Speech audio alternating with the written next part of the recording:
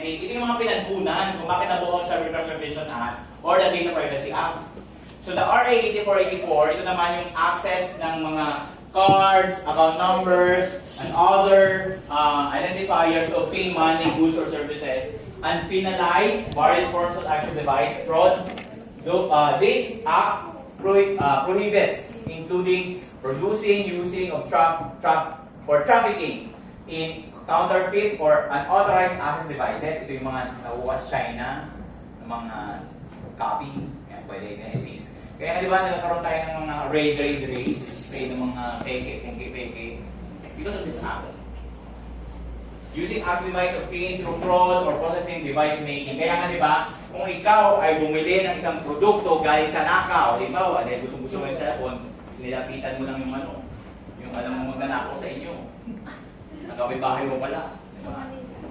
Tapos bili mo yung cellphone na yun, nanakaw. You're already an accessory to the crime.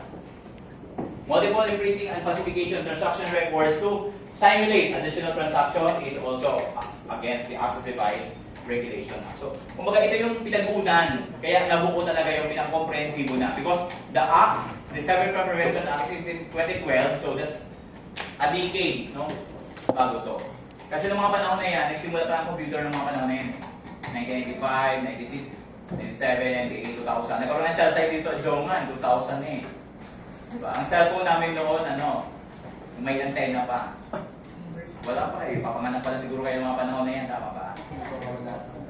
Motorola. Ang cellphone ko dati ay Ericsson. So nag-burst naman sila ng Sony Ericsson, yung company ng Japan.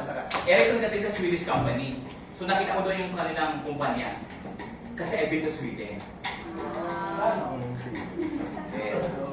Nag-stay ako doon ng 3 months, kaya may idea ako kung So Sony Ericsson during that time, nagsimula pa lang silang magkaroon ng Android device. Kaya very sikat si Sony Ericsson kasi nga si Ericsson ay semiconductor company siya in Sweden.